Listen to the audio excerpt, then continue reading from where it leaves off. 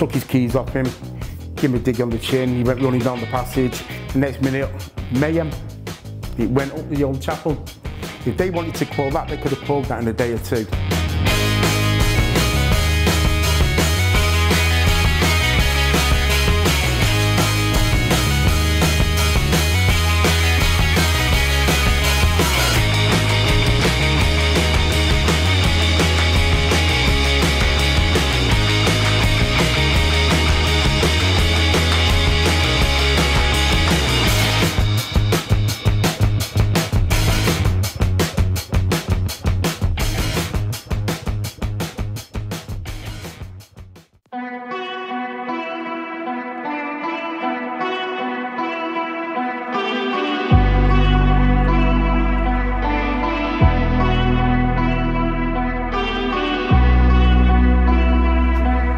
Trading was illegal up till 1981, and you could actually be arrested for selling on the streets. So we had a history, a great history of being on the streets and getting nicked by the old bill. And if you went out there and you were on the barrows and you were selling fruit or whatever you were selling, you got nicked. And if you didn't pay the fines, they sent you to prison. I suppose in all families in all parts of England, you have families who have a name, you know, for whatever reason. But the Sears family always had a name because we looked after ourselves and we didn't stand for any nonsense of anybody, you know. So I'm very, very proud of my name, Sears. We've achieved a lot in our lives, you know. People tend to think, oh, they're just criminals, you know, they're just gangsters, you know, they're just people that you should be a little bit afraid of, but that isn't the case, you know.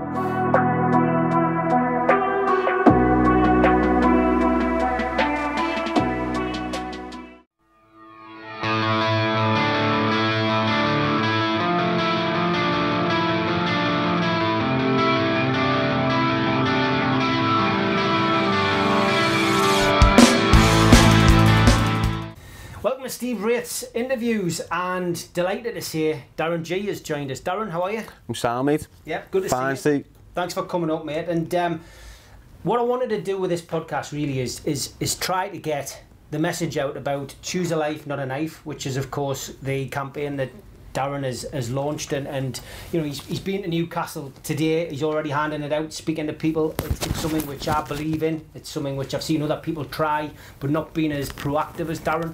So for me, ultimately, I want to try and get the Choose a Life, Not a Knife campaign out there in Newcastle. And I thought getting Darren on board today to do this was a positive. I also want to try and get some positive stuff out of you, Darren, because I've seen a lot of interviews, a lot of podcasts with you where it's ended up going down the negative side, and I wanted to see a different side to Darren Gee, and that's what we're going to use this hour to do. So, you know, tell us about this. Why did it come about? What was the idea? How have you developed it, and how's it going? Well, it came about as soon as I got out of prison, really. I'm on licence conditions, I'm in a bad place. I've cleaned everywhere. I'm going to do it myself. I've been on licence for so long. I've got 50 people on my no contact list. I've got no electric, got no hot water. They've took the gas boiler out. Probation are aware of this, but they leave me in this situation. So I'm at the end of my tether.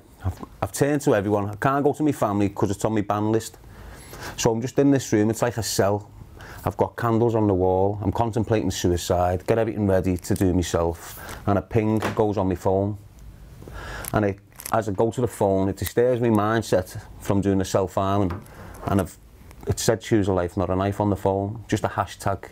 You know, whilst I've been considering doing myself, I've been looking at certain things, you know, like suicide preventions and stuff like this, and for some reason it's popped up. You're on it. I've got the phone, looked at it, went into the hashtag, it ended up on a police thing down there in Croydon. Traced the woman back and asked her could I take the thing on, because she'd dropped nothing on it. Asked the woman if I could take her on, and she said yeah. And then from that day, it saved my life. It can save more. And I've just had nothing else to do but focus on this message. I've got nothing else in my life but this message. So it's reaching an all-time low when you're thinking about taking your life. For me, that tells us that the prison system fails you, because as somebody who comes out of a long sentence, what kind of support were you getting? Well, I got what I done. I done the worst mistake any ex-prisoner could do. So after 3 months, I went into full-time employment. So I'd just done an 18-year sentence. Whilst I'm in the hostel, I've got full-time employment, managed to secure it. So because I've gone into that, as soon as I've got a full-time job, any help coming from the system ceased. Right. Because I'm not entitled to it, because I'm working full-time. I weren't entitled to no help with accommodation, no help with anything. It just ceased there and then. And then 6 months later, I lost my job, got laid off. And then it's like I've just got out of prison again with nothing. Probation wouldn't help me, even though I was still on probation. So it was mad, like. The housing in Liverpool just jogged me on. That's how hard it's been. How did you manage to get out of that then? Was doing the podcast that you've done, was that part of it? Put yourself out there, telling people I need help? Yeah. But what you're seeing me... No, there was a lot of people aware of me.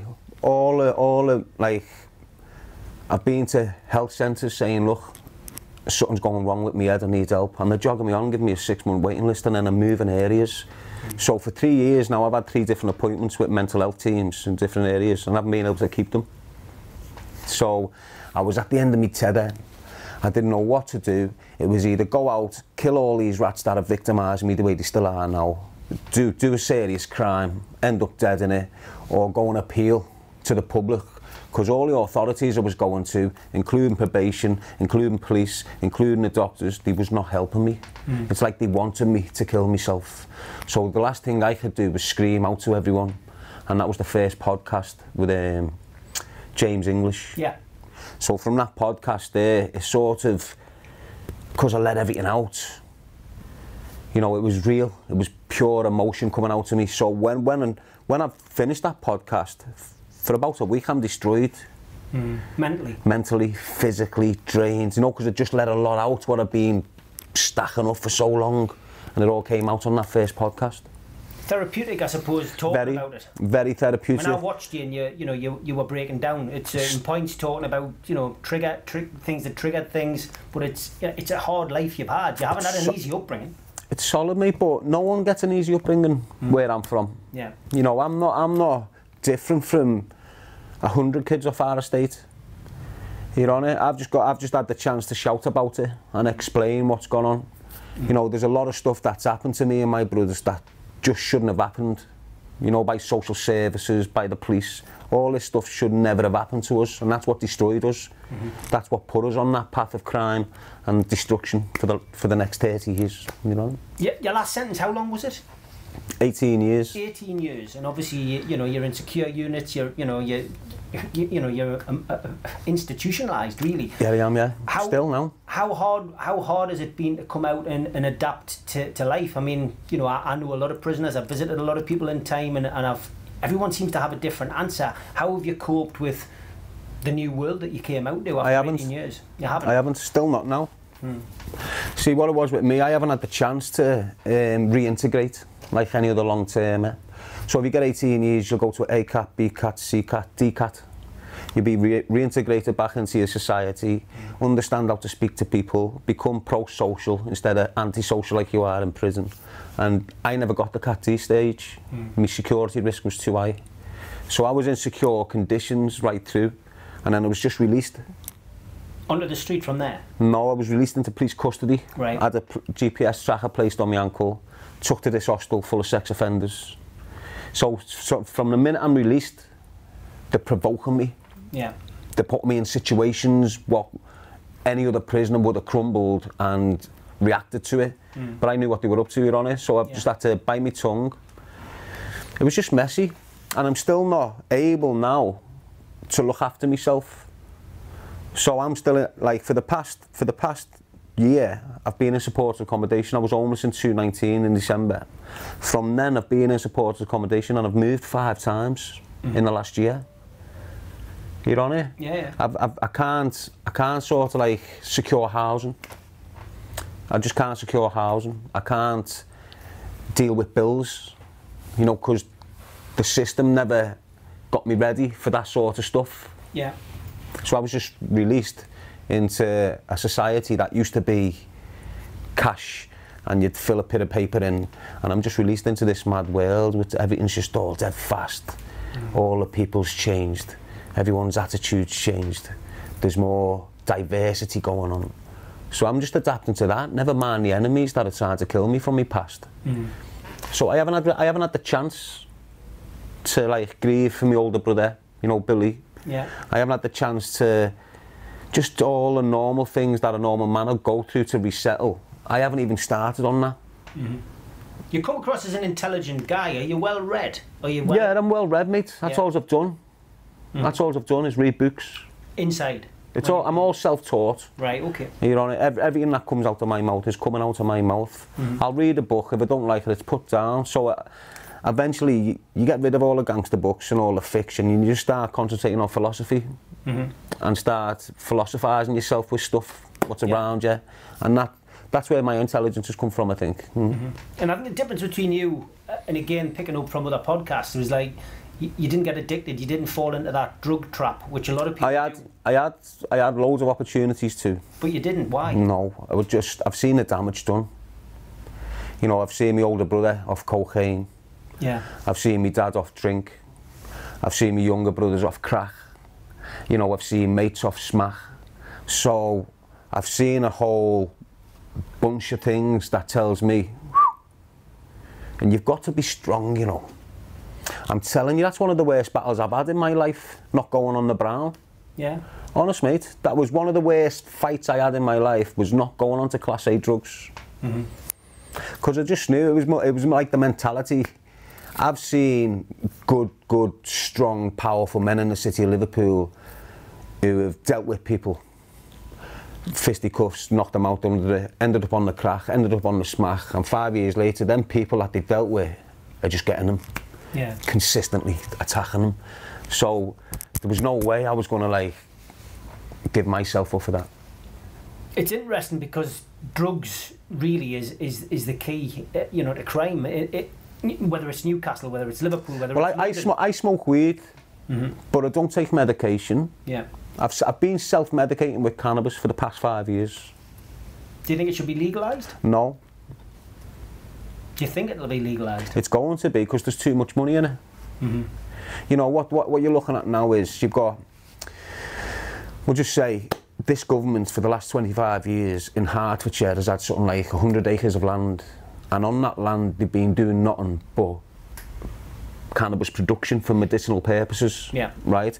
Now in that 20 years, what they've been doing is creating a custom base. So you've got rappers smoking it on the telly, you've got all these kids now smoking weed, 13, 14, All that's doing is creating a custom base. What do I mean by creating a custom base? So in the next year or two, all these kids that are smoking weed at 13, 14, 15, they're going to be tapped off the weed. They're going to have psychological problems. They're going to have they're going to get schizophrenia off the cannabis. That's standard with any weed smoker. Yeah. Then what they'll do is they'll go to the doctor and go, he's fucked. Then they'll have to prescribe him, and it'll be cannabis that they're prescribing him for what's going on with him. Yeah. And that'll be the custom base that they're making. So you've got thousands of 15-year-old kids now, in 3 years' time, 15-year-old kids, thousands of them, when they're 18, they're going to see a doctor and they're getting prescribed medicinal purpose cannabis. And this is what's going to go on up and down the land. So you've probably already got big companies in America already had contracts signed to have pharmaceutical companies open up in this country just for medicinal purposes, for cannabis. And that's what's coming. I mean, obviously we've been in a pandemic, you know, the last 12 months. And that's made everyone smoke it worse. That's made anyone who was battling addictions, it's made it 10 times worse for them. Anyone who was depressed, it's made it worse for them. Yeah. Do you understand what I mean? So this pandemic, or whatever you want to call it, it's just control and order. And I'm convinced it's just in the pursuit of technology. In what way? It's in the pursuit of technology. Like, For instance, when you got 4G, yeah, they had LED lights, they had FaceTime, they had all this mad stuff where you went, wow, where's that came from? That was on the back of 4G, but there was a lot of people dying around when 4G came into place. Okay. Now 5G came into place, all of a sudden there's a lot of people dying, and then what's the technology we've got in 6 months?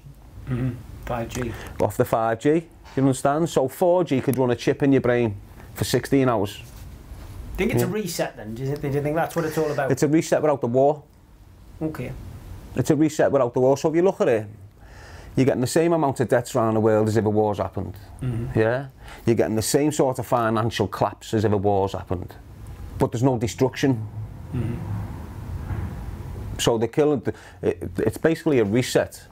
And the technology that's going to come on the back of it is just going to be like through the roof.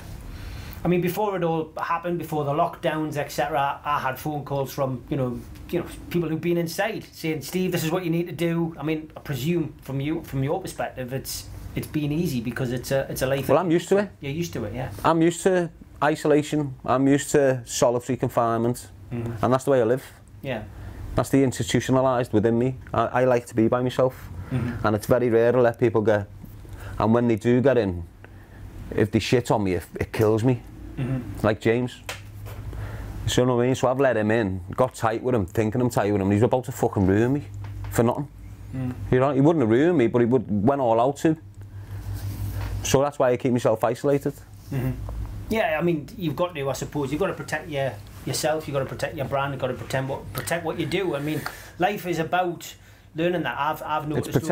I've noticed over the years. It's not about protecting your car. It's not about protecting your house. It's about protecting your energy. Yeah. Because that's what gets abused the most. Yeah, I mean, negative people around you brings negativity. I've found as well with trolls, and I know this is what we're going to talk about today as well. You know, you've had a lot of cyber attacks, cyber bullying. You know, people who just, you know, are sending you messages constantly. You showed us one before we came on air. I've had a lot of that. Me and Neil from Media Arts, we did Think Before You Tweet last year, which was basically because I was being targeted. I was being targeted by, you know, people on the Newcastle United timeline because I've got an opinion about Newcastle and I can cope with it. But I thought the only way I can fight back against these people is by highlighting it and doing a documentary. So what we did was we traced these people. We managed to find out where some of them lived. We found out where some of them were. One actually came to me street to apologise, it turned out, but that's taken it the next step, and I just felt we needed to address it, and we did, and the documentary's been a big success. We got Frank Turner to do the music for us for free because he believed in the process. But you can fight back, but it's never ending. You've had the same, haven't you? I'm getting it consistently, mate. Constant. I've upset a lot of people though, to be honest. So just say your trolls and your stalkers with a certain clientele, and then mine are a different clientele. Like mine are the criminal fraternity. So when these drug dealers are targeting you, it's deeper. There's more criminal offences going on within the stalking towards me than what there was towards you. Do you understand what I mean? I do, yeah. So the people that are trolling you, they're still half-hearted. They're just hating on you for the football team. These criminals are hating on me like, you know how poisonous drug dealers are and how much negative energy they possess. They just like, they possess over you and they don't leave you alone. So I've had this one stalker. He's just a weird kid.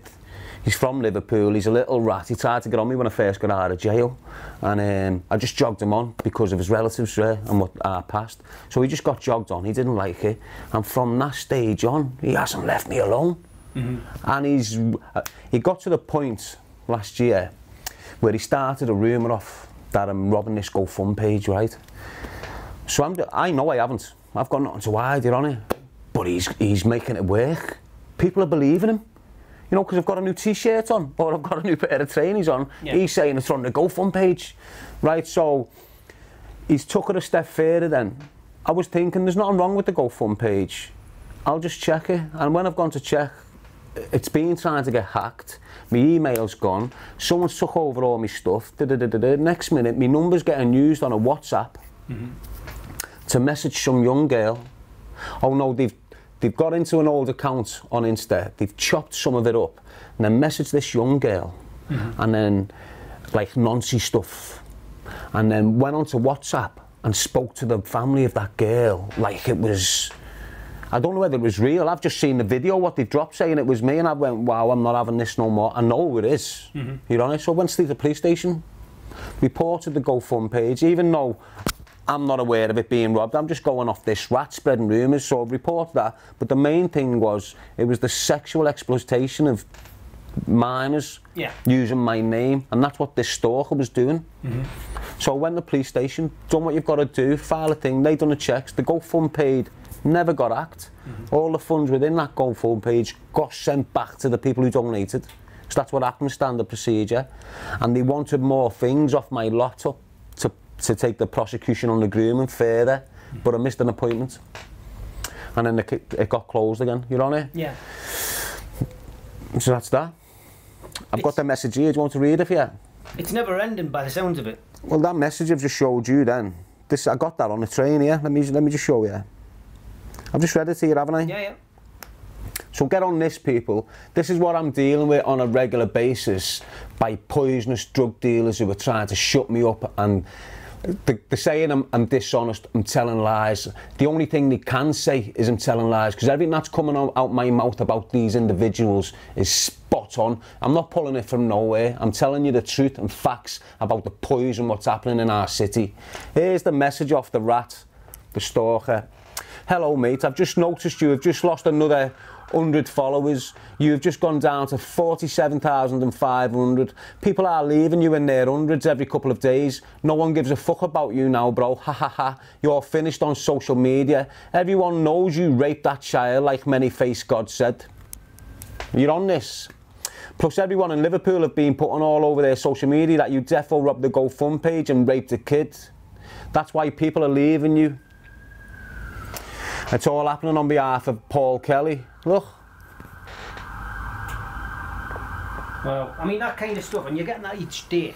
It's the same individual. You can tell by the act. Look at the mentality of him. He's just a weird stalking kid. And I can't do nothing about it. Is it best just not to block these people and move on? I blocked him. Yeah, but he sets up another account. 4. Yeah. Okay. You know, he'll set 4 up, I'll block them, then there'll be another 4, block them, and he's probably got other little kids doing it for him as well. And that's the way he works. Yeah, but your other stuff shut down. I mean, you had YouTube channels. Your YouTube channels amazed me. The numbers you got on your YouTube channels before you did podcasts, by the way. You know what I mean? Before you even went on your first podcast, you had big numbers. Yeah. So people like listening to you. You were using it to show training. You know, teach people training. You weren't charging for it. I mean, for me personally, you had a big following anyway, but. Why do you think YouTube and that are closing you down for those things? It's not YouTube closing me down. It's the other podcasters. Right, okay. So I weren't a podcaster, mate. But I thought, you know what? It looks like a legit avenue. I could probably make something out of this. So I got into the podcasting, and minutes watched were going through the roof. Ignore the subscribers. It was how much me content was being watched. Yeah. Still now, I'm not even on YouTube, and there's like 5 different sites up just with my content. And my content alone in the last year's reached something like 60 million views. Crazy. You're on it, but I'm not putting it up, but it's me. Yeah. Do you understand what I'm saying? So when I'm smashing it and I'm getting comments off other podcasters, I just can't understand how you're getting all these views and I'm not, and you know, hating ones. And the jealousy. Complete jealousy. You know, you've got these kids who think they're the game, they're the best in the podcasting world. All of a sudden I'm stepping in and just taking it. I was taking it by storm. I didn't intend to. Yeah. I'm not intended on being a podcaster. Accidentally. It just came across, I gave it a go and it started flying. The people that recommended me to do it started getting jealous and hating on the fact that I was flying better than them. Yeah. And they've got objectives and goals that they want to reach, and anything that steps in their way, it doesn't matter what you are or how close you are, they're ruining you. And that's what's going on. And they're fighting with each other now. And that's what's I'm not even a podcaster, and they're still talking about me out there. So, well, if they're talking about you, they're leaving somebody else alone, I suppose. L5 Alive. It's, I mean, Liverpool 5. It's catchy. Does it upset you a little bit that you're living outside of the place that you clearly have a lot of respect for and a lot of love for. You know what? It does my head in that I am not living in Liverpool. Because I'm Geordie. I love being in my town. I'm proud. I come across that Tyne Bridge that you've come across the bridge and see the Tyne Bridge like you've done today. I'm like every Geordie. I get like a proper heartbeat. I'm like, I'm home. Do you know what I mean? Well, I go into Liverpool all the time, mate, and sit at the Catholic Cathedral. It's boss. Used to be on Brookside. No one knows I'm there. No one's got a clue I'm there. They only know I'm there when I say I'm there. You know what I mean? Yeah. But it's getting to the point now, just coming here. You know, I've been spotted 3 or 4 times, people asking for photos. Have you? You know what I mean? I'm on the train coming here, I've had 4 or 5 want the pictures with me. So I walked, just going to the train station this morning, I've had 3 people. So just coming here, there's like being 18 supporters, if you like, wanting photos. When I go in Liverpool, you times that 10, because everyone just gets on me straight away. Even when I got my mask on. There's Darren. Now it's more love in Liverpool than hate. You know what I mean? It's only a certain fraternity that's hating on me. Why? Because I'm probably the first one in the city to say, hang on, use drug dealing fucking scumbags. This is not right, what's going on? The only reason I've got that opinion and why I've got that observation is because I got took out the picture. If I wouldn't have got took out the picture, I'd just be as blind as them. I'd probably be destroying families left, right and centre, just like they are. Because the condition to the environment they're raised in that much, they're not understanding the damage they're doing in the future to us. Yeah. So, for instance, you've got, in one street in Liverpool, if there's 100 young mums on that street, 50 of them have got addictions. Do you understand what I mean? So if you've got a mum of 90, if you've got 100 mums of 19 years of age in Liverpool, 50 of them have got addictions. Right, now my concern is the child. What chance has that child got if his mum's got an addiction? Because the only thing anyone with an addiction focuses on is the addiction. No one else comes into play. They try to look after the kids and do what the best they can, but the addiction's always first. And that's what I'm trying to scream about to these kids who are distributing drugs. You haven't got a clue what you're doing. The fellas that are going to sit in jail for 20 years who getting the millions stripped off them are getting out skint, and they'll be shouting exactly what I am. The damage they've done in the city through Class A drugs is paramount to the destruction of us. You're destroying us as people, as Scousers. Look at the city, it's getting disfranchised left, right and centre. You've got foreign people moving in. There's not even Scousers there no more. Do you understand what I'm saying, people? Look at our city and look what's happened to it in 20 years. And you tell me what's going to happen in the next 20 years if someone like me and others aren't getting up and screaming about what's happening to the youth. I'm just concerned about the children, not the men. The men need to get out there and start battling what I'm screaming about. Sorry about that. What's the answer? What's the answer? Because you're one man. You know, I've interviewed a lot of people over the last 12 months. I did this to keep myself sane, do this podcast. You know, not to make money, not to become a podcaster, to keep me sane and to give people entertainment in the North East. That's what I did. And obviously, you know, that's why you're here today. I interviewed Tommy Robinson a couple of weeks ago, and that was a controversial interview. I got slated for doing it, but I'm glad I did it. He's another one who... Why did you do it? Why did I do it? Because there was a journalist who was going to put a story out about me being a far-right activist, which I'm not. But somebody was going to... I think I watched it, because you was associated with him previously in a picture. Yeah, in a photograph. And my trolls were putting that photograph out and hammering me, saying Steve Wraith far-right, blah, blah, blah. I went for a job last year. I got the job. And then this came up in checks that Steve Wraith was connected to the far-right. Only because I had a photograph with Tommy Robinson that was put out there. But this is what the internet is, a positive and it can be a negative. So I did the interview to get him sat down in front of us to basically say, we're not mates, Steve. Do you know what I mean? We had a photograph taken, but that's it. You know, you don't follow my politics, but it's one of those things. But getting back to your, what you just said. Well, let me just touch on it. Let me just touch on it now. Go on then. Because he is not on. Let me round him up for you. Go for it. He's just a victim. Okay. That's preying on people's vulnerabilities. He knows there's thousands up here a little bit shook about Islam and Muslims. He knows the situation that's going on in the country, but he also knows that Muslims are not a threat. You've got a number of Muslims within that community that have a different ideology from the majority.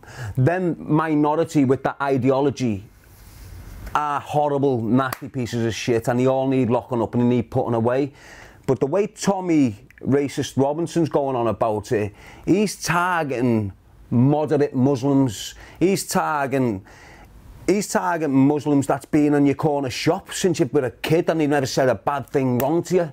He's stereotyping the whole community of Muslims instead of going, well, hang on, let's identify who the problems are. Now, you see him going up to these sexual abuse crimes and exposing them left, right and centre. Which he's going to continue to do. Yeah, which is a good thing. Which is a good thing. But what? Gangs. Yeah, which is boss. He's making awareness of it. But what's he doing? Why aren't you going to target the white men that's doing exactly the same crimes? Don't say it's not happening. It's obvious it's happening. There's more white men committing sexual abuse in this country than any Asian man, and that's statistics for you, innit? That's facts there. So, Tommy Robinson, he's just a victim. All he's doing is playing on people's vulnerabilities, getting funds off them, siphoning it off, going to sex parties, snorting cocaine, thinking he's this millionaire, when really he's just using and abusing the public to get some sort of initiative across for his new friends who he's funded by. Of course, Tommy denies that. He says that didn't happen. That's his, that's your opinion of him. He can deny it. He has an opinion of me. I'll have my opinion on him, and I'm going with the opinion of my own. Yeah. And it is what it is. He's not uniting no one, he's dividing. And what this country needs at the moment is united. We need to become united. It doesn't matter what your breed is, it doesn't matter what colour your shit is. You've got to understand the bigger picture in this, and understand that while we're divided, nothing will ever happen in this country. Doesn't matter how many protest groups we've got, if you're not singing from the same hymn sheet, nothing's going to happen. And that's the way the government have it. The old tactic, the old strategy of divide and conquer. Yeah. They divide and conquer through everything these days. Football, it's the main thing that divides you. Newcastle, Sunderland, Liverpool. Right. It used to be religion. That was what used to control the masses. Religion. Then it was losing its. The Christianity just lost it, didn't it? It lost its substance, didn't it? And then football came in. So years ago, before the Premier League kicked in, every Saturday 3 o'clock, every single man would be somewhere locked off watching football. Yeah. Every single man. But they wouldn't just be watching football, they'd be hating on the neighbours as they're watching it. So Arsenal's playing Chelsea. You've got a pub a mile up the road with all men with red shirts on screaming, "Rah!" And then a mile down the road you've got a pub full of blue shirts on screaming, "Rah!" That's complete division. If them football teams weren't there, imagine them men. Imagine all the Mancs together. So Man City and Man U fans, imagine there was no division there. Imagine them together. Imagine Liverpool and Everton, no division together. Newcastle, Sunderland, no division together. Imagine all them men from Newcastle, Manchester, Liverpool, united in a fight. How strong would you be? Yeah. They wouldn't do nothing, they couldn't, because there'd be 60, 70,000 men ready to go. Yeah, and that's what football's for, to stop that, getting to that position. Divide and conquer. Divide and conquer, innit? Yeah. Faith, religion, you've touched a little bit on it there. Are you still, or are you religious Christian? I believe in the body of Christ, mate. Right, okay. I believe the church are nonsense. I'm not saying everyone within the church is a nonce, because most of them have been fooled, like I was, for most of my life. Yeah.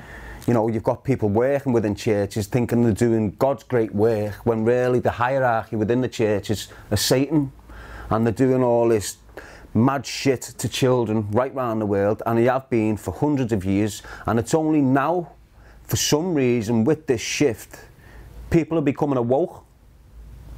People aren't daft no more. We've got access to too much information. When all the information was on paper, you never seen it for 30 years, and then we'll get on it, hence Hillsborough. You know, look, they covered that up because it was all on paper. If we would have had the digital age then, they wouldn't have been able to cover it up, and that's what you're seeing now. They can't cover nothing up. Everything's getting released, whether they like it or not, like Snowden. you know, information's getting released that shouldn't be, and that's awakening us to what, hang on, this is what's been going on for fucking years.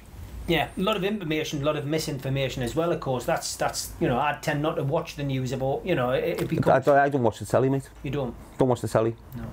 Again, with religion, one of your brothers is still, he's an IPP. Yeah, Daniel. Yeah, Daniel's still locked up. Is it right he converted to the Muslim faith? He converted to Islam. Islam, yeah. Islam, so, yeah. I mean, what was the reasoning behind that by him? Yeah, well, let's look at Danny. Yeah, go on. Yeah, let's look at Danny and let's see what Islam can do to an individual. Yeah. Yeah. So I'm staunch Catholic. I'm going nowhere. I believe in the body of Christ. Yeah. But the Muslim friends I've got, the brothers who I know, they believe in the body of Christ. They don't like the church, because we all know what the church is about, but they believe in the Antichrist and they believe in Jesus Christ. You know it? All Muslims do. Yeah. Daniel, volatile prisoner, breaking screws, jaws, breaking their arms. They can't contain him. He's on a 6-man unlock. Bam, bam, bam, bam. They just cannot contain him. He's the worst prisoner you're getting in the system at the moment for that generation. Yeah? Yeah. He finds Islam, all of a sudden he's progressing. All of a sudden he's gone from an A cat to a B cat to a C cat waiting for his D cat. All of a sudden he's peaceful. All of a sudden he's not causing violent acts towards staff. All of a sudden he's not doing all this crazy shit. And I put all that down to him converting to Islam and finding direction in his life. Yeah.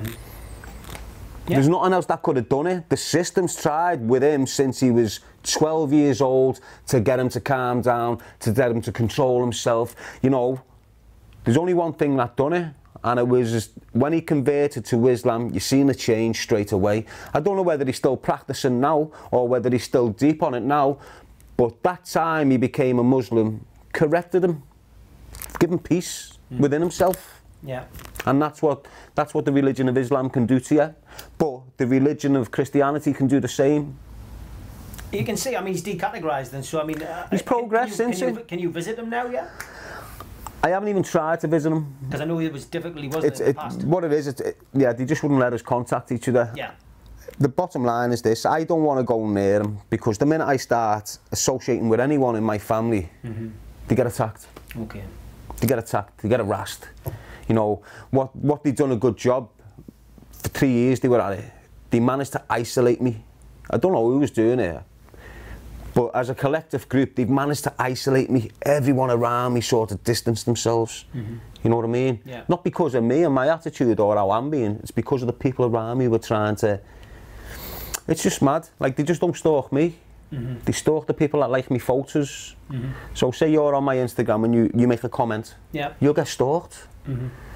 And get told I'm a rapist, and get told I've murdered this kid or I've murdered that kid, when it's not true. It's just messy, lad, isn't it? No, it is. It is. But I mean, it's what's getting me through. Yeah. To be honest with you, mate, it's what's keeping me strong.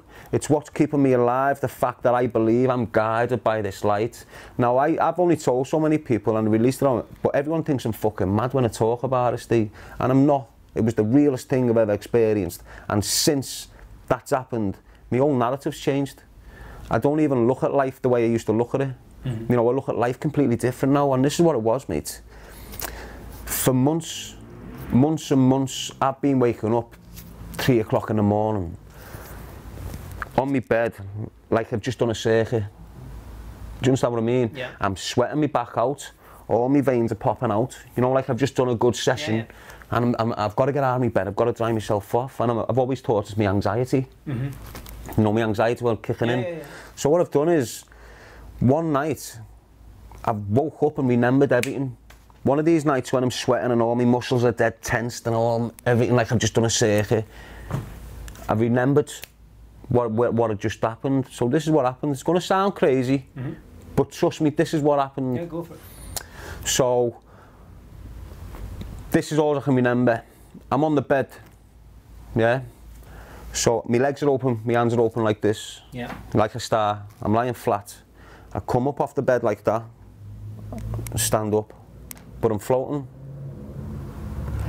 In front of me, there's a big tube, like fire red, right?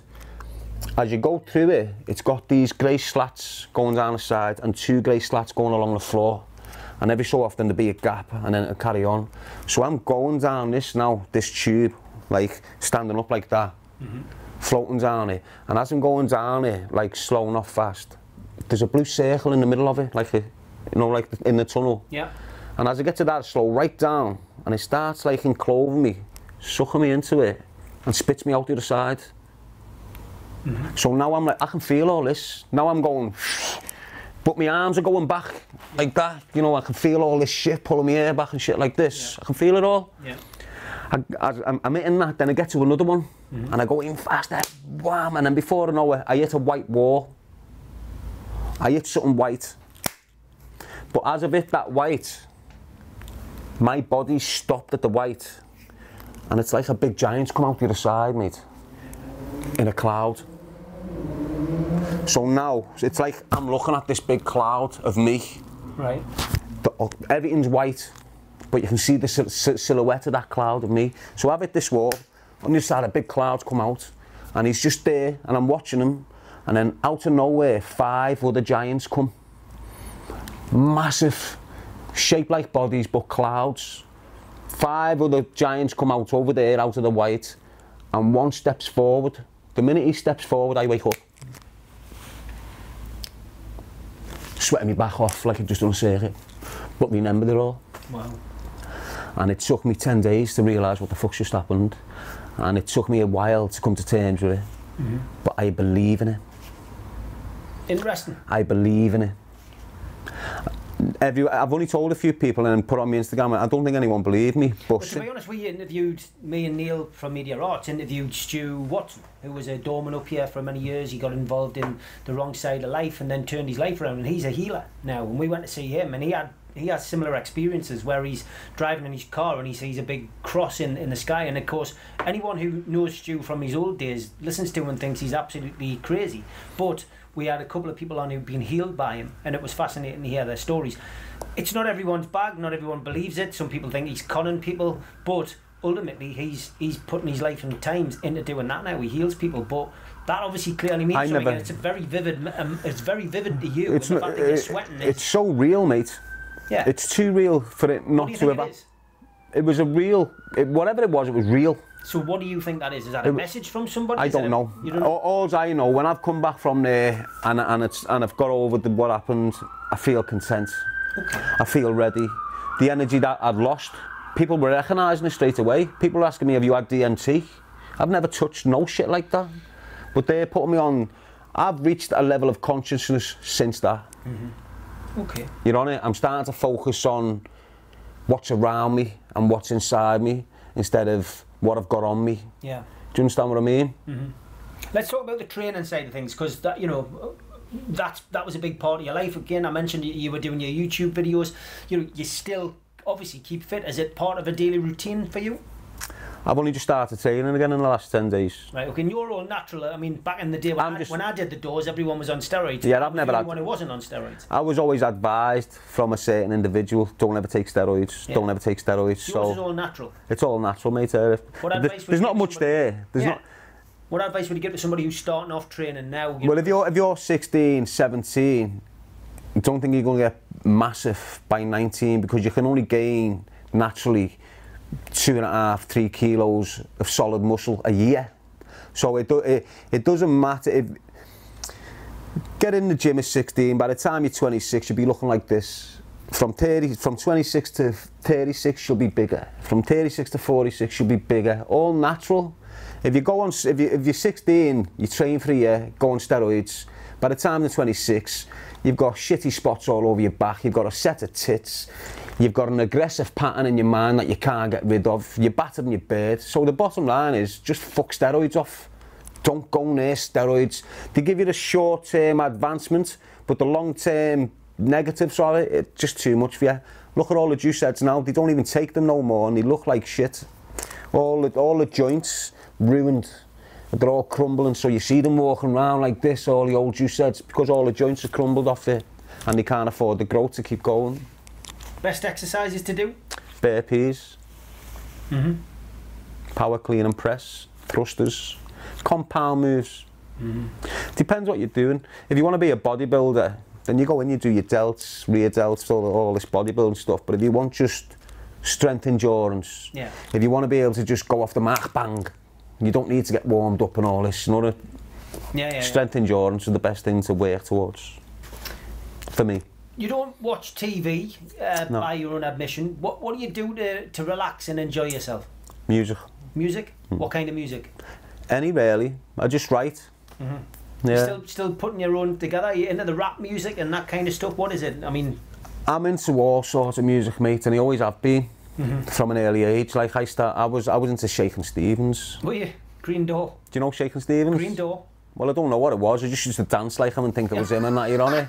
He was like a poor man's Elvis, I suppose, back in the 80s. Well, whatever he was, it was like Billy Fiore. Do you know who he is? Yeah. Same people, weren't they? Yeah. Like Elvis, Billy Fiore, Roy Orbison. Yeah. So I was into them when I was a kid. Beatles? Beatles, obviously. Yeah. You can't go wrong with John, can you? No, definitely. So he's your favourite Beatle, John Lennon? Well, I haven't got a favourite, to be honest. I just like the fact that the four Scousers, they've come from a city that's fucking politically fucked by fucking, what's her name? Thatcher. Maggie, yeah. And they've smashed it. They ended up right round the world. And if you think about, they're still going now. They've been selling more albums than any new artist for decades and decades. So that's the power of a Scouser right there for you. Well, there's a good connection. Newcastle and Liverpool get on. We'll play each other this weekend. We'll play each other tomorrow. Well, you've got to understand how many good players you have had off us to keep your team up. And we sold you Andy. We sold you Andy Carroll. And absolutely robbed us. Andy Carroll come in like that, scored an header. We paid 30 mil or something with me. I actually saw you coming. Got bumped. You did get Peter Beardsley. Peter, listen, what a legend. Peter Beardsley, what a legend, what a chin as well, lads. Yeah. Bam, but I tell you what, that's when I loved football. Yeah. I was only young then. I've always lived short distance from the ground, so I used to mind cars at the ground, you know what I mean? So I've robbed a piece of, before it was all went into the Premier League, I had grass off the pitch and that, you know, we could just get in the ground. Yeah. Great old days. But there's loads of players. You got it, Souness, Beardsley, Keegan, Alan Smith. Did he used to go to them? Is it Alan Smith? No, we had Alan Shearer. No, you had Alan Smith, mate. No. Oh yes, we did. Yeah, he was at Man United. Was he at Liverpool? I thought he was at Liverpool. Yeah, he was at Man United. Alan Smith. Oh, was he at Man U? Was he? Man United. Yeah. Did you ever go to the match? Did you used to go to the game? I used to go to a few, yeah. Did you? Yeah. Did you go for the football? Did you go for the fighting? Did you go for the drinking? Did you go for a bit of all three? No, well, by ours back in the day, we used to have this footballer, like the Liverpool. What was his name? The Colonel. Right. Okay. I think his name was the Colonel or something stupid like that. But they used to drink in the pub by ours. You know, like Thingy Hogan, something Hogan. His name was. Right. Not really. I never went to fight. If I went to football, it'd just be like bumped in. Yeah. Was that your kind? Was fighting your thing? We always fought when we were kids, mate. Yeah. As brothers, we fought, and then in school we fought. Just like that school against this school. It's like when you're getting brought up in your life. There's always an A team and a B team, isn't there? In everything you do, there's an A, B, and a B team. Like it's like you're set up to compete. Yeah. From an early age, aren't you? So you'd have that school fighting with that school over a fucking daft park in the middle. I've never gone to any football matches and participated in hooliganism. Okay, that's fair enough. Boxing, was that sports when you were young? Did you ever take up? I went into boxing, mate. Did you? I went into boxing at an early age, and some of them boxers smashed it. Who I started with when I was a kid, like David Burke, Stephen Burke, family of friends, Joey Ainscough. So I went to the Solly when I was a kid, the Salisbury ABC, and I went to the Rotunda. Only had a session there, but I just fell off the path. Like my household weren't as good as the Burke's household, so my mum and dad weren't as good as them. So David's dad and that, Stephen's dad and that, good fella, always has been, always made sure they were there at 6 o'clock to get me taken to the where we weren't. So we'd managed to get there once a week or something, so the interest faltered off here on it. Yeah. But I've always carried on doing me self-discipline.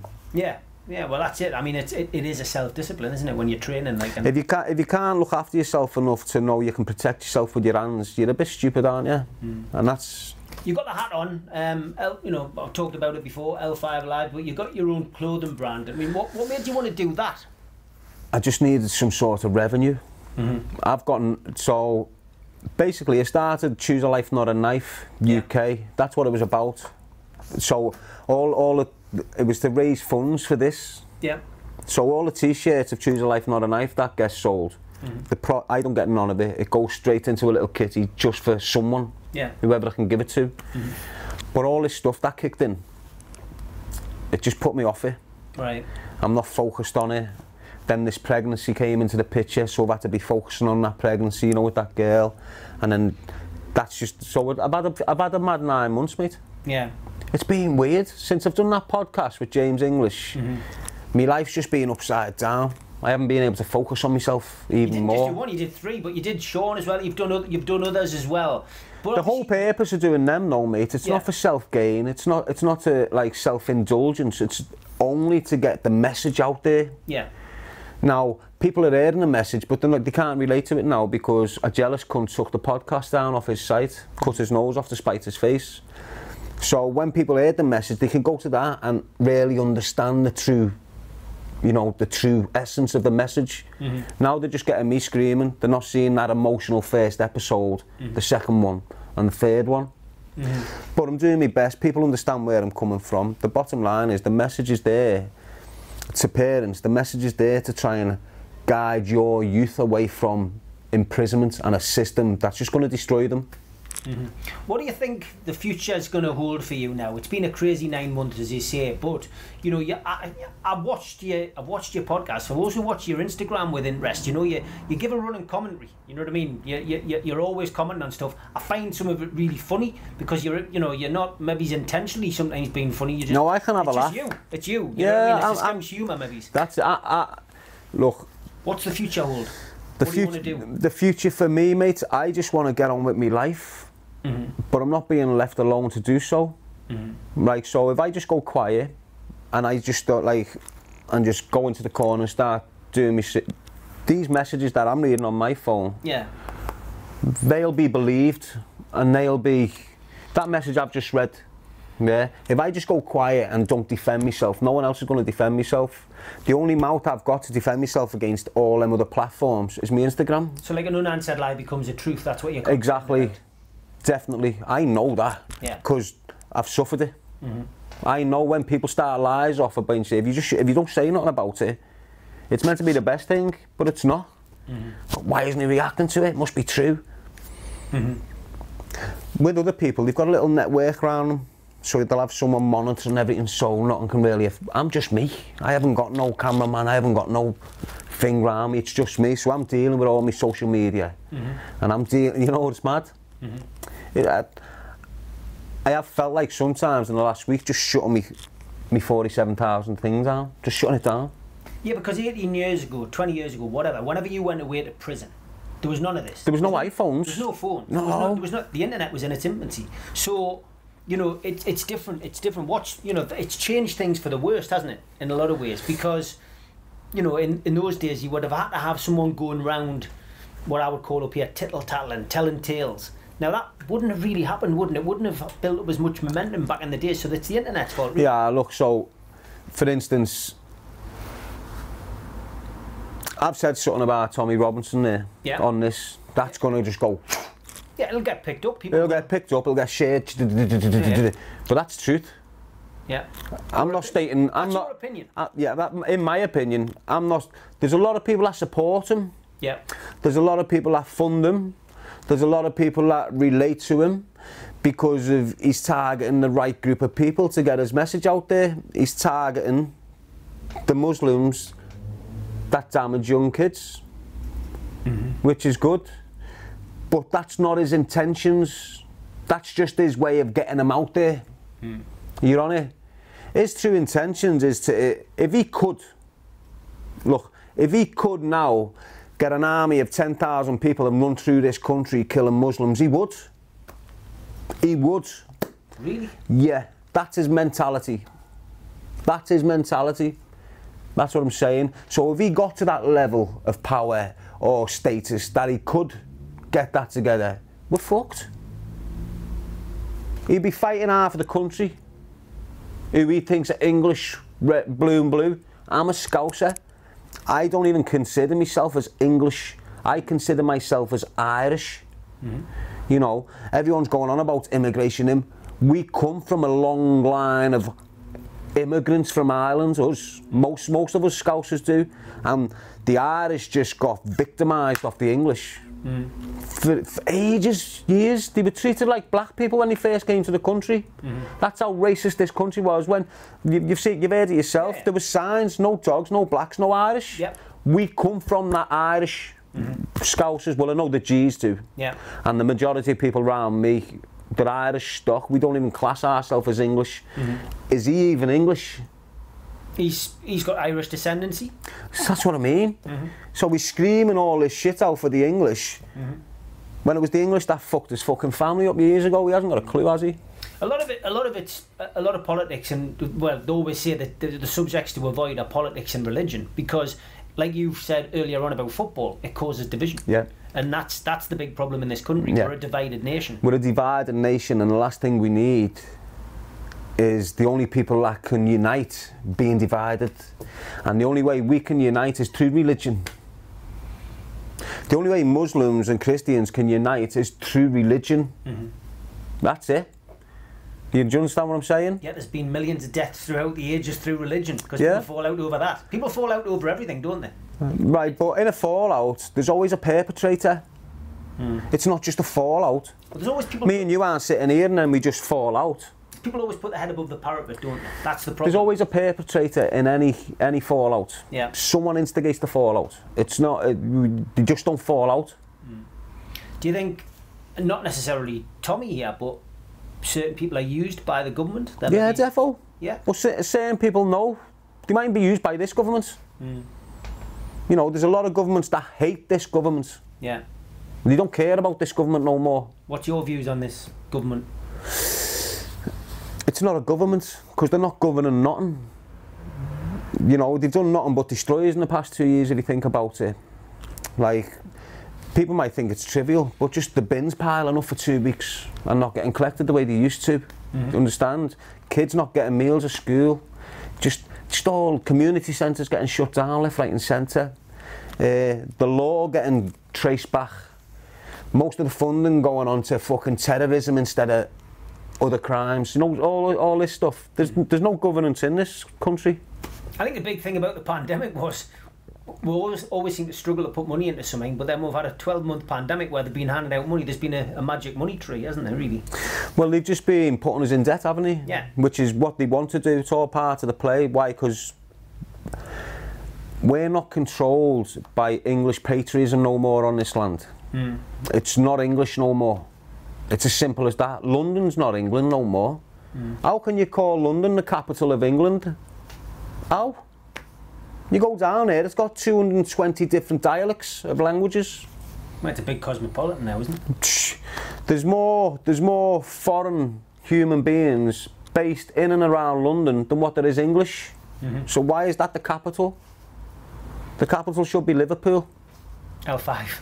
Liverpool City should be the capital of this country. Now I'd say Newcastle should be the capital. I'm telling you, mate. Finish up with a message, right? Obviously we want to promote that. Choose a life, not a knife. Honestly, follow Darren on Instagram as well. It's always well worth watching his stuff. But I'll leave this last 2 minutes to you to get your final message across to people watching today. So it is what it is. I'm not a podcaster. I'm just a man from Liverpool who's had a bad background. He's corrected it. He's redeemed himself, I feel. And all I'm trying to do is protect the youth, guide them, give people awareness of the pitfalls of what they're going to go through if they don't listen to Choose a Life, Not a Knife. It's very powerful. If you don't want to listen to it, don't hate on it because someone else is listening. It's making a difference. Without all these organisations helping me, without any council officials jumping on board or giving me funding, it's making a difference. Why? Because it's real and it's coming from a man who's real. I'm not fake and never will be. I'll tell you how it is and always will be, right up with facts with you. In my mind, I'd love to jump down the camera now and stamp it right on your face. Choose a life, not a knife. L5 Alive, Darren Gee from the city of Liverpool, UK. Darren, Thanks very much, mate. Yeah, mate.